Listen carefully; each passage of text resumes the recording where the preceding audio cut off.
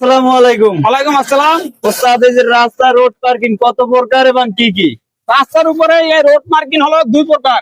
এক নম্বরে হলো বরাবর রোড মার্কিং, আর এক প্রকার হলো এই যে এই আড়াআড়ি রোড মার্কিং। এই বরাবর যে রোড মার্কিং আছে, এই বরাবর রোড মার্কিং আবার তিন প্রকার।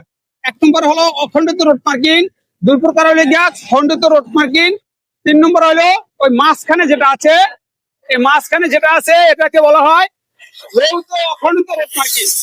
যৌথ অখণ্ডিত রোড মার্কিং বলতে আমরা বুঝি মাঝখানে যে হাইল্যান্ড আছে, এই আইল্যান্ড অনেক জায়গায় আইল্যান্ডের পরিবর্তে যৌথ অখণ্ডিত রোড মার্কিং দেওয়া থাকে, দুটি সাদা দাগ দেওয়া থাকে, হয়তো হলুদ দাগও দেওয়া থাকতে পারে কিংবা সাদা দাগও দেওয়া থাকতে পারে।